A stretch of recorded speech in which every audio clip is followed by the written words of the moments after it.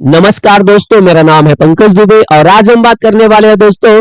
यहाँ पे आप देख सकते हो दोस्तों, खबर ये आ रही है कि इंडिया ने पीछे कर दिया है जापान को और इंडिया बन गया है वर्ल्ड की फोर्थ लार्जेस्ट इकोनॉमी, $4 ट्रिलियन की। दोस्तों यहाँ पे आप देख सकते हो, खबर ये भी आ रही है कि इंडिया जल्द ही पीछे कर सकता है जर्मनी को।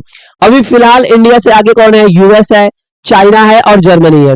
लेकिन खबर यह आ रही है कि 3 से 4 सालों के अंदर जिस तरह से इंडिया का ग्रोथ रेट चल रहा है, भारत जर्मनी को भी पीछे कर देगा।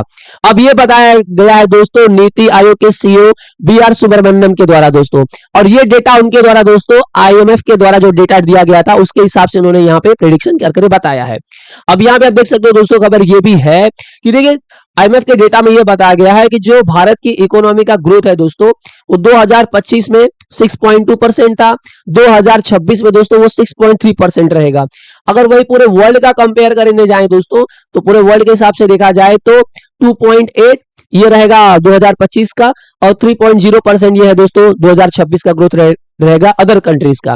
लेकिन वही इंडिया का देखा जाए दोस्तों तो बहुत ज्यादा हाई है, जिसको देख करके ये बोला जा रहा है कि आसानी से भारत जर्मनी को भी पीछे कर सकता है।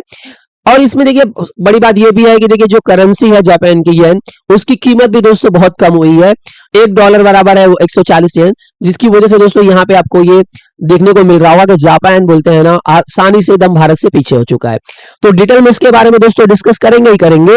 लगे हाथ दोस्तों, खबर यहाँ पे ये भी आ रही है कि शेख हसीना के द्वारा बोला गया है कि देखिए ये जो मोहम्मद यूनुस है, ये बांग्लादेश को तो बेच देंगे यूएस को, और ये जो ऐसे लीडर हैं ये तो मिलिटेंट लीडर हैं, ये उग्रवादियों के लीडर हैं।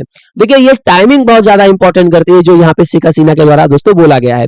तो डिटेल में भी दोस्तों उसके साथ में डिस्कस करेंगे। उसके साथ ही साथ दोस्तों खबर यहाँ पे ये भी आ रही है कि पाकिस्तान बोल रहा है कि देखिए इंडिया हमको पूरी तरह से खत्म कर सकता है, इंडिया हमारे अस्तित्व को पूरी तरह से खत्म कर सकता है।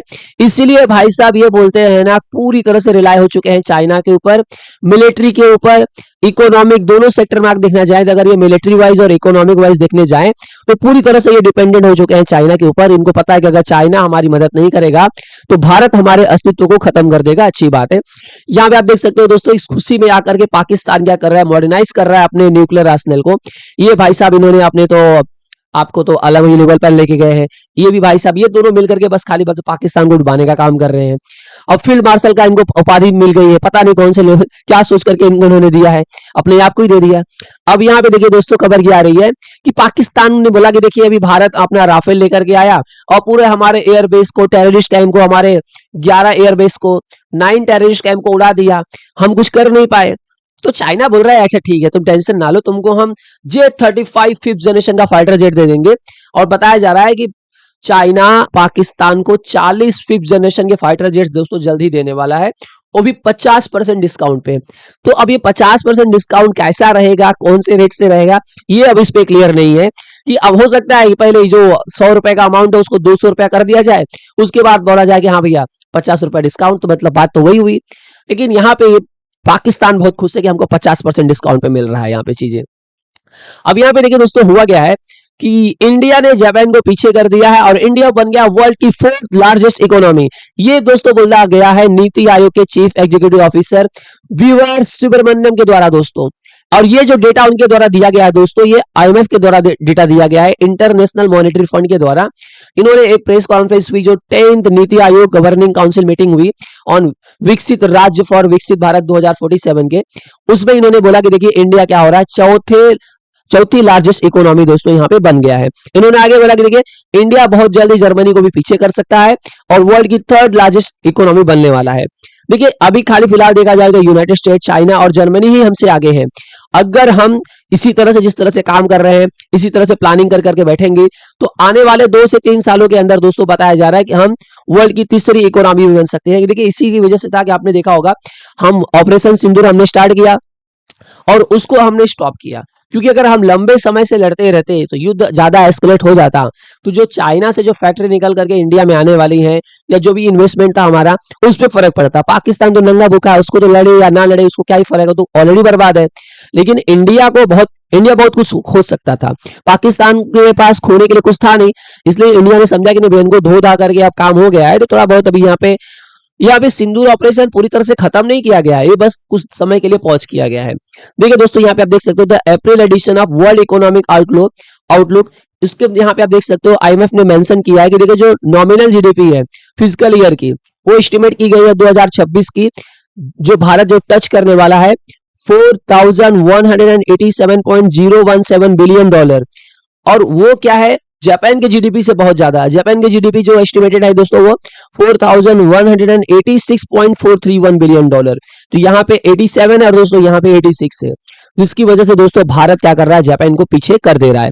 अब देखिए 2024 के हिसाब से देखने जाएं तो भारत क्या था, वर्ल्ड की 5th लार्जेस्ट इकोनॉमी था। अब यहाँ पे उसके साथ ही साथ दोस्तों ये भी बताया जा रहा है कि आईएमएफ ये भी एक्सपेक्ट कर रहा है कि जो जो सबसे फास्टेस्ट ग्रोइंग मेजर इकोनॉमी है वो 2 सालों में रहेगी भारत की, जो बताया जा रहा है दोस्तों 6.2% 2025 में और 6.3% 2026 में। दोस्तों ये बताया गया है दोस्तों ग्लोबल रीजनल काउंटर पार्ट्स जो दिया गया है दोस्तों, ये डेटा दिया गया है by the world economic outlook report के द्वारा। दोस्तों यहाँ पे आईएमएफ ने प्रेडिक्ट किया है कि देखिए जो ग्लोबल इकोनॉमिक ग्रोथ रेट है वो 2.8% है 2025 में और 3.0% है 2026, मतलब बाकी कंट्रीज के लिए ये बताया जा रहा है कि 2.8% और 3.0% है, जो काफी इंडिया से अगर एस्टिमेट किया जाए, देखा जाए, कंपेयर किया जाए तो काफी कम है दोस्तों। तो फिलहाल दोस्तों यहाँ पे तो आपको एकदम क्लियर आइडिया आ रहा होगा कि जल्द ही भारत वर्ल्ड की तीसरी इकोनॉमी बनने वाला है। अब कर लेते हैं बात दोस्तों जरा बांग्लादेश की। अब यहाँ पे देखिए टाइमिंग जो है बांग्लादेश में ये बहुत ज्यादा महत्वपूर्ण कर रहा है, क्योंकि जो शेख हसीना का यहाँ पे जो बयान आया है कि ये मोहम्मद यूनुस ये तो मिलिटेंट के लीडर हैं, ये बांग्लादेश को भेज देंगे, उसके 2 दिन पहले दोस्तों वाकिरुज्जमान, ये क्या है, बांग्लादेश आर्मी के चीफ है, इन्होंने मोहम्मद यूनुस को बोला भाई आपको इलेक्शन कराना पड़ेगा, दिसंबर 2025 के एंड तक एनी हाउ आपको चच्चा इलेक्शन करवाना पड़ेगा। उसी बात दोस्तों यहाँ उसके बाद ही शेख हसीना ने फेसबुक पे पोस्ट किया और बोला कि देखिए जो मोहम्मद यूनुस है ये पूरे देश को बेचना चाहते हैं यूनाइटेड स्टेट को, और यूनुस बोलते हैं ना, ये भाई साहब बोलते हैं ना रिजाइन देने का, बोलते हैं ना बहुत, यूनुस को जब ये दबाव बनाया गया कि भैया आपको इलेक्शन कराना पड़ेगा दिसंबर में, तो इन्होंने भाई साहब बोला कि ठीक है, इन्होंने धमकी दिया कि मैं रिजाइन कर दूंगा और जल्द ही जनरल इलेक्शन करा दिया जाएगा। अब ये सब भाई साहब जो खबरें चल रही थी उसमें यह बताया गया है कि देखिए शेख हसीना ने बोला कि यूनुस जो है ना, उनकी जो गवर्नमेंट है वो मिलिटेंट्स को सपोर्ट करती है। और इन्होंने बोला कि देखिए शेख हसीना ने बोला कि जिस तरह से इन लोगों ने हमारे पार्टी को बैन कर दिया, अवामी लीग को, ये असंवैधानिक है। तो यहाँ पे शेख हसीना ने यहाँ पे एकदम बराबर टारगेट किया है मोहम्मद यूनुस को। तो फेसबुक में हसीना ने पोस्ट किया कि शेख हसीना ने पोस्ट किया कि जो हमारे पिताजी थे शेख मुजीबुर रहमान, वो फाउंडिंग लीडर थे बांग्लादेश के, उन्होंने ये शेख हसीना ने ये क्लेम किया कि देखिए उनकी मृत्यु इसलिए कर दी गई थी कि उन्होंने सेंट मार्टिन आइलैंड देने से इनकार कर दिया था यूएस को। उन्होंने बोला था कि मैं यूएस को सेंट मार्टिन आइलैंड यहाँ पे नहीं दूंगी। अगर मैं दोस्तों बात करूं सेंट मार्टिन आइलैंड की, तो ये है सेंट मार्टिन आइलैंड, यहाँ पे आप देख पा रहे हो बांग्लादेश, और ये है दोस्तों सेंट मार्टिन आइलैंड। तो इसी को दोस्तों बीच में खबर ये भी आई थी, आसाम के सीएम हेमंत बिश्व शर्मा ने बोला कि देखिए ये जो बांग्लादेश के लोग बोलते हैं कि हम भारत के सिलीगुड़ी पे कब्जा कर लेंगे, तो मैं उनको बताना चाहता हूँ बांग्लादेश का भी 2 चिकन नेक है, एक यहाँ पे एक यहाँ पे। तो चिकन नेक नंबर आपका यहाँ पे 1 दिख रहा होगा, यहाँ पे 2nd। बोलते हैं ज्यादा अगर बोलते हैं ना बांग्लादेश उछलेगा तो हम बांग्लादेश के दोनों चिकन नेक पे कब्जा कर लेंगे। देखिए यहाँ पे शेख हसीना के द्वारा बोला गया कि देखिए मैं भी एग्री नहीं हुई, जिस तरह से मेरे पिताजी एग्री नहीं हुए थे, उन्होंने अपना जीवन, उसकी वजह से उनकी मृत्यु हो गई, उनको मार दिया गया, और वही मेरे साथ में होने वाला था। फिलहाल मैं बच गई। मैंने कभी नहीं सोचा था कि मुझे क्या करना है, पावर में रहने के लिए मुझे बांग्लादेश बेचना पड़ेगा। अब देखिए बोलते हैं ये कोई भी नहीं करना चाहेगा, कोई भी अपने देश के एक इंच सॉइल को भी देना नहीं चाहेगा, लेकिन जो इस समय बोलते हैं ना गद्दी पर बैठा है वो इंसान बांग्लादेश को बेचने के लिए एकदम तैयार है।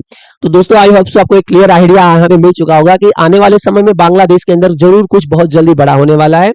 दोस्तों अगर वीडियो पसंद आया है तो वीडियो को लाइक करके हमारे चैनल को सब्सक्राइब कर लीजिएगा, and thank you so much for watching this video.